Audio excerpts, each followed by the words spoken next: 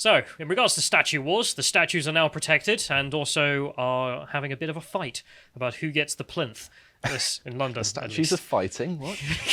Well, the people who represent them are. Okay. So to mention as to why the hell I'm talking about this, we'll start off just with a plug for the Politics of the Crown video I did. Of course being, well, what does the Crown actually do in regards to Her Majesty Queen Elizabeth II?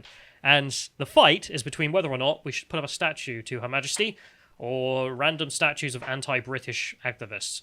It's a difficult question, isn't it? I don't know. I couldn't possibly tell you which one's more important. Which one appeals to the British public? I don't know. This guy who murdered a British man or the Queen? It's ridiculous. But I'm not joking either, because if we go to the next image here, we can see the news. So this is Save Our Statues here, whose campaign I'm very much enjoying, and you'll see why in a minute. They write here, no room for Queen Elizabeth II statue on Trafalgar Square's 4th plinth, rules Sadiq Khan. Oh, yeah. In a choice between divisive... Freudian slip. Basically the same thing at this point. Yeah, racial politics and honouring the Queen, there's only ever one winner for Mayor Khan. And there certainly is. And was it the Queen? Of course it wasn't. Instead it was... How about we have some diverse racial politics instead? Can we not? No, we can. Every day. If you go to the next link here, we can see the details. So, London Mayor asks existing schedule of temporary modern art commissioners, saying it will continue with the latest work depicting anti-colonialist revolts. Why? Why would you do that? If the Queen was still alive, there would be no reason for this. But the reason is, of course, to try and... twofold, because you've got to think... Right, we're going to put up an anti-colonialist revolt leader who was killing British people. Okay, what's the message to the British people? I don't know, you live in a subjugated land? I don't know what else you're putting that up for. And then the message to the minority groups who might, for some reason, look up to that individual. I suppose that's the left-wing logic here. You're brown, so you're part of the same race and therefore believe the same things. You need to look up to the statue as some kind of idol? Again, why? Go out and kill British people, I guess. Well, it's so strange to me that they can even justify within their mad left-wing paradigm that British people want statues of people who hated Britain. Next we're going to be the killer erecting statues of mid-century Germans and who knows what, the French. Well, no, they were white officially, so they're not allowed Oh, to. yes. But they'll put up a statue probably to the killer of Lee Rigby in, I don't know, in 20 years, and then we'll have a little plinth telling us about how that dude fought British aggression. At least we'll have a benchmark to know when Britain has officially died, if they do that. Yeah, if they put up a statue to the killer of Lee Rigby. Abandon ship. Like, it's done, boys. Anyway, they say in here, since the death of the Queen, there have been calls for a monument to be erected on the empty plinth in the centre of London, which has been used as a platform for contemporary artwork since 1999. It was initially intended to support the statue of William IV, but has been empty since the mid-19th century. Samson Kambalu, new commissioner, Antelope, will be in situ until September 2024. This is the guy who's an anti-colonial revolt leader who killed British people. It's going to be there till 2024. Horrifying. Mr. Kambalu's works depict John, I'm going to butcher the name, Chiliwibi, which I'm never going to try and get right, frankly, because he seems like a piece of crap. The anti-colonialist pastor who led the 1915 revolt against British rule in Nyasaland, now Malawi. This winning commission has been criticised by some because the revolt led to bloodshed, including the decapitation of a British settler. So this Lee Rigby potential statue is not far off if they're already talking about erecting statues to people who decapitated British settlers, presumably innocent people as well. 100%. And the reasoning for doing this is even worse than the Telegraph are making out.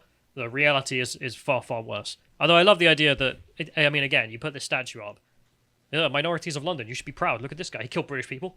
What kind of messaging is this? They don't need any more encouragement. They're doing it enough already.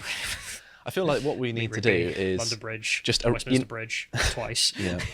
You know how Rio de Janeiro has that giant statue of Jesus? We should just have a giant statue of the Queen. Yeah. Just somewhere, towering over all of London. It needs to be the highest thing in the skyline. Just T-posing over Tower Hamlets. Anyway, Mr. Khan said the work would encourage discussion about the fight for freedom and equality, which you get by killing innocent British people. Good to know. Yeah, so implicit in this as well is that the fight for freedom and equality includes decapitating British people. Who are completely innocent. Yeah. Just in the wrong place at the wrong time, so kill him. Oh, it's so out in the open, isn't it? Then I have to wonder, I mean, literally, like, redo this, so it's like, the ISIS spokesman said that the killer of Lee Rigby's killing and the statue we're going to put up will encourage discussion about the fight for freedom and equality in the Muslim world. I feel like we're getting to the point where ISIS would be like, hey, Sadiq Khan, call it, all right? we don't need it, bro. The commission is, that it's set to follow Kambala's work, is created by an artist, Teresa Margolis, and it depicts the faces of 850 transgender people. Why? So we got 2 years of this. We got 2 years of being told through a statue here, it's good that this guy killed your people. And then we've got, I don't know, another 4 years of his 850 trans people. Pray to it. I don't know. I mean, what's the message? At least that second one can be subverted. You could be like, look at how much they don't pass. It's just like a spectrum of androgyny. I don't think they'll. You ever seen, what was it, Feminist Frequency? You remember, because she would complain about unrealistic women images in games and stuff, right? And then they all stood together, her and her team, and then they did a drawing of it for their own website, and it looks nothing like them. Like, it's purposely made to look like they're far more feminine than they actually are. That's what they'll do with the same thing. That was Lacey Green, wasn't it? That's going back. That's like 2014, 2015 feminism. I don't know if it's Lacey Green in the photo. She was the Feminist Frequency person, wasn't she? I don't believe so. Oh, it's such a long time ago now. Anyway, but people know the image I'm looking for. Someone will put it in the comments somewhere. But it's just like someone redid the photo, actually drawing it accurately as well. It's not pretty. Anyway, it's a complete sidetrack. From this, the winning proposal is approved by the mayor and funded by the Great London Authority at the cost of £140,000. Money well spent, clearly. Remember, this is our money. Mm-hmm. I'm sure the people of London, in the cost of living crisis, would love that money going on a statue. It's not all Londoners either. It's also our cash. I get donated this crap. Great. Plus a £30,000 artist fee. After That's pretty lucrative for just designing, one statue? Yeah. Maybe they're making it as well. We do need to celebrate British murderers. Deserves the money. Oh, for goodness sake. Following Queen Elizabeth II's death, it was suggested the scheme come to an end. God, I wish. A government source said that the permanent monument to the late monarch would be considered for the fourth plinth. This being the fact that the plinth was meant to be used for something else in regards to the royal family. Didn't. We ended up doing this nonsense. And now the Queen has died. It's like, okay, well, we've got this plinth. We put statues up. I think that put it there. A statue to the Queen shouldn't be an afterthought, though. It should be something that we actually go out of our way to make magnificent, in the same way that her funeral had all of that pomp and majesty to it. Yeah, you don't want to just be like, yeah, stick her on the fourth plinth. I don't think it's good enough either. Yeah. I've got some proposals, which we'll get to later, about how to clear away the rubbish and put something nice in there. But before we get there, the reason I bring up Save Our Statues and their movement is because I'm very impressed, boys. Whoever the hell runs that, salutes in the chat. I want to see them, because look at this. Here we have Save Our Statues adds a plaque to the fourth plinth. Mayor Khan is keen to contextualise difficult statues. So, in the spirit of retain and explain, I was happy to help. It's positioned as an artistic repose to the official narrative on the other side of the plinth. So there's a little plaque explaining that he's a good boy, didn't do nothing. And then there's another plaque that these guys have put up, which is the historical reality. That is awesome that they're doing that. Yeah, I thought their Twitter account was good enough, but they're actually going out and doing stuff. And this is their first one they've done like this that I've seen in this regard, and I want to see more of it. This really has potential. Don't get me wrong. This is actually a brilliant idea. You've stumbled across something fantastic, guys. So, John here, Chiliwabi, was the leader of an unsuccessful and bloody uprising aiming to kill all European men in Nasiland. Now, Malawi. There you are. That's the first line. This is the reality instead of the propaganda we were given. During the First World War, when the German forces invaded Nasiland, Chiliwabi campaigned against fighting them. He was a traitor to king and country. Heavily indebted and facing deportation, he provoked his followers into revolt and collaboration with the Germans. That's how you know he's a bad guy. Yeah, literally a German collaborator. Like, okay, already off to a bad start before he's even killed anyone. The rebels targeted civilians, murdering plantation workers like William Livingston, and imprisoned the women and children. Lovely guy. Livingston's head was severed with an axe and thrown into his wife's lap as their 5-year-old daughter watched on. The head was displayed in Chiliwabe's church, where he preached beside it. Chiliwabe was shot dead as he fled in disguise towards German territory. Oh no, how terrible. 100% piece of ass. Yes. Deserved to be shot. Deserved to be shot a lot sooner. did terrible things with his life, and is a traitor to king and country. So we have a plaque up, a huge friggin' statue of him up, with a plaque saying he's a good boy. Look at this guy. It did say he's a plantation owner rather than just worker. Yes. So that might mean that he owned slaves, I don't know. Actually, at that time, it was banned in the British Empire, wasn't it? So he wasn't even a slave owner. Slavery had been banned. So he was just a business owner at that point. Completely innocent guy. There are no slaves in any of this region of Africa ever by the British, I believe, because by the time we even got there, we'd far abolished it. So this isn't like the American South, before anyone gets confused. This is just a guy who decided, I'm going to side with the Germans and start killing white European men. Oh, wait, only British men, not the Germans. Because they're also white European men that he sided with. Yeah, so we have a statue up to him, telling everyone, be like him. Isn't this a good guy? It's awful. Just on every level. This is the worst possible thing, and it's our money paying for it as well. I'm so depressed. I didn't know about this, and it's horrifying. Yeah, and thank Christ to save our statues for educating us all on this, because I didn't know either. They're doing great work. Educating the public, because if we go to the next image here, we can see loads of tourists turning up, having a gander at the little plaque that the guys have put up, being like, that's a bit weird. Why have they put this up? I'm imagining all the tourists here are thinking. If you go to the next one, we also have someone with stuff all over them taking pictures of it. Just like, oh my god, look at this. I don't know why I think she's American or something. There's a Canadian flag there as well. Yeah, so, and, is that a Trinidad and Tobago flag at the top, though? I think so. So some Canadian just being like, oh, look at that. I mean, maybe she's a Trudeauian and thinks this is a good thing, but either way, at least they know Route 66 as well. Yeah, God knows. But it's good that the public are actually informed about what Sadiq Khan is doing. Remember, the fight for freedom and equality. So murder some random, innocent British guys, cut off his head, and throw it at his wife. I don't know how on earth this is ever palatable to anyone. Like, in a civilised country, well, increasingly becoming less civilised, but still... London is not a civilised place. John has said that everywhere she goes, she gets a patch, so it looks like she's got Belgium and England there as well. Yeah, so. Okay, so I suppose she'll let us know where she's from. Is she wearing a mask? No, okay. I was going to think, whatever. Anyway, so if we go to the next one here, we can also see the news that it's official, toppling statues is now also illegal.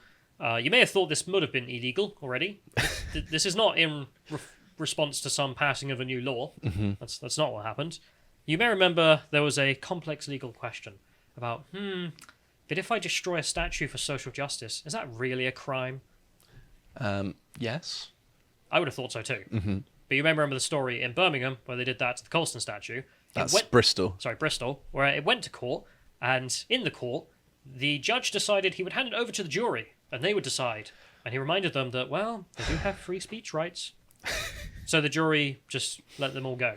So free speech now means you can throw publicly owned property into rivers. Or private, or just punch random people. Yeah. I'm not joking, that's as far as the logic went. Because if you go to the next link, we can see this all went back to court as an appeal because the government looked at that and went, that's not legal. We're going to pursue this and take those people back to court. So it went to the Court of Appeals. And here's the complex legal question. I wonder if we'll get some musings out of this. Ooh, there's both sides, maybe. Can you topple a monument and chuck it into a river because you happen to be engaged in political protest? This is the legal question which has flummoxed England's finest legal minds until this week when the Court of Appeal, in an astonishing decision, ruled, no, not really. Whoever decided to write it like that, I approve. So funny enough, crime, illegal. Oh, I didn't see that one coming. They've outlawed crime, that's terrible. Crime's gone way up since they outlawed crime. To the layman, naive about such things, it might have seemed like an open and shut case. But some of the finest minds of the English bar convinced themselves, and indeed a Crown Court judge, that the jury ought to decide whether convicting the Colston Four, as the Edward Colston Monument, topplers had become known, on a charge of criminal damage would inflict upon them a disproportionate interference with their rights to freedom of thought and conscience and freedom of expression under the European Convention of Human Rights. The jury took the hint and duly acquitted the Colston Four, under the idea that you can destroy things if you're protesting, because that is your human right to freedom of expression.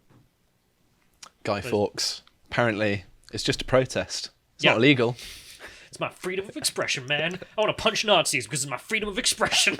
That is actually what a Crown judge came to, and a Oh jury. no. I remember covering the story and just being utterly dumbfounded. I was like, how is this law? Because it's not law. And thankfully, this has been righted. So, I mean, we can have some faith restored in the British system, at least. The then Attorney General, Suella Braverman, asked the Court of Appeal to look at the question again. Much of the English bar took a dislike to her the day she was appointed. A KC compared her to a cleaner. Bit racist. I was just about to say. So, Isn't she from India as well? yeah. Dear. And lefty judges were like, she'd be cleaning my toilet. Eek. Oh, that's not a good look, is it? She was accused by MPs and lawyers alike of being an idiot, shameless, and of playing politics with the law, even threatening judicial independence to legalise crime. Like, no, you serve at the pleasure of His Majesty to be His Majesty's courts, and funnily enough, your job is not to legalise crime. Who are these children that don't understand that, the law kind of has to be enforced? You can't just be like, yes, by the way. We're ignoring the law. Apparently, this is the entire class of, the last 10 years of law degrees in England. That's what they've come down to. Not only was irrelevant evidence admitted into the trial, but the defence was allowed to argue that the protesters genuinely believed they were preventing a crime by toppling the monument. This is brilliant. The monument being indecent or abusive, a point which the Attorney General did not refer to the Court of Appeal because she thought the answer would be so bloody obvious. But for all the legal obstructionism, the underlying issue is really very simple. Does the fact of being a protester, one of the 21st century's most vicious middle-class occupations, give people the right to smash things up as long as they were doing it as part of a demonstration? No. No. It's that simple. It wasn't for the judge, but it was for us. During the hearings, counsel for one of the Bristol defendants was asked if her argument would extend to other crimes, such as common assault and theft, if these acts were casually connected to a demonstration. So she was asked, well, okay, let's say you're at a protest, can you just start robbing people? No. She had no difficulty answering in the affirmative. She thought yes. So, when it comes to the argument, when it comes to something as grossly offensive as things like grooming gangs, does that mean, according to these people, obviously don't do this, but you could just be like, yes, indiscriminate mosque, vandalise it. That is the legal argument. It failed in court this time, but it passed. Thank goodness the first for time. that. But the reason it passed the first time is obviously politics. Mm-hmm. It's just the fact they had the gall to complain, she's interfering, inserting politics into law. It's not as if, law and politics are inextricably linked. No. In other words, freedom of expression and of assembly could be used to justify punching people, as long as they were doing the punching by the protesters here, and not the innocent bystanders. Oh dear. Now the Court of Appeal has rejected such self-evidently ludicrous propositions. Braverman's critics are remaining mostly mum. From the shadow cabinet to the inns of court, an uncomfortable silence reigns. The cleaner might, after all, have been right on the law. And to be honest, I think she should actually wear that with pride. Like, yeah, I'm the steam cleaner of this place. She's cleaning out the legal profession. Yeah. There we go. That's got a positive spin on it. Literally removing the filth. And it's fantastic. But this whole statue debate as well just reminds me of something in particular, which is the stupid debate that was around the butt plug sculpture. Don't remember this. This is in Paris. People who don't know about this was real. This isn't a photoshopped article. It really doesn't look like it. By the way, it says Paul McCarthy, not Paul McCartney. It's not a former member of the Beatles. Just inflating giant butt plugs in France, although that would be quite funny for an Englishman to do. Yeah, I love the headline though. Butt plug sculpture in Paris provokes right-wing backlash. Right-wing protesters accuse him of humiliating Paris. I really just accused. There's no evidence that he's humiliating Paris. Do you want to know who this was? It was a Yankee. Of course. A Los Angeles provocateur, oh really, whose aggressive sculptures, installations and videos have in the past depicted Snow White in sexual compromised positions and figures of George Bush making copulation with pigs. Had also Sounds installed like a good guy. This huge butt plug in Paris. Ah, dear me. I love the immediate response though from the French, and I feel like we need more of this, especially in regards to statues about Lee Rigby enthusiasts. Killer enthusiasts. Yet, less than a day after its installation, it was gone, a victim of the conservative populist backlash that has upended French politics over the past year. No, not the butt plug. Where will left-wingism be without the butt plug? At the work's inauguration on Friday, a man accosted the artist, slapping his face 3 times before running off. How very French. Well, they slapped Macron, didn't they? So. Sacre bleu. Fuck off, go back to America. But yeah, then a joke was born out of all of this, which is what will happen to Britain in the following years. And frankly, that is actually less offensive and obscene than putting up a statue to a murderer of British citizens who sided with the Germans. At first I thought it was a cactus, and I thought, oh, that's not too bad, and then I realised what it was. I think that's what you tell the kids. Anyway. But Yes, YouTube, that's a cactus. But there's also just the point of like, well, why wouldn't they put this up, frankly? Why wouldn't Sadiq Khan defend this over a statue of Queen Elizabeth? Anyway, getting back to the point that that 4th plinth is not enough, I have a proposal. Wonder what you think of it. So we see here, for people who have never been to Parliament Square, this is where I think we should put it instead. So there's a statue of Churchill that's down there, of course, that's well regarded. And then a whole bunch of other statues behind, which I don't really give a crap about. And frankly, I think we could clean all of those out, send them off to other parts around London. I'm sure wherever gets them will love them. And instead, just have a statue of Churchill and then a huge-ass goddamn statue of Queen Elizabeth II next to him. She should just be towering over the square. Yeah. Like, that, you see that tower on the right-hand side? That should be like a third of how tall it should be. Plate it in gold. I had some water features around it, like the one outside Buckingham Palace or whatever, is whatever you want. People will fund it. And there's also just the fact of then you get to clear up that zone, because it's a bit of a mess. Anyway, yeah, clear out the crap. Literally clear them out. But if we go to the next few images, you might wonder, oh no, but what about Emily Pankhurst? Yeah, well, I think Her Majesty embodies an honourable woman way more than she does, for one. Also, who cares, get lost. Yeah, you're not the Queen or Churchill. To be fair, the dishwasher did more for women's rights than Emmeline Pankhurst did, so there is that. That is factually true. It genuinely is. It sounds quite facetious, but... No, yeah, technology is what liberated women. If we go to the next one here as well, we can also see Gandhi. Yeah, I don't care. The imperial connection we even had to the empire is now gone with Queen Elizabeth's death, so...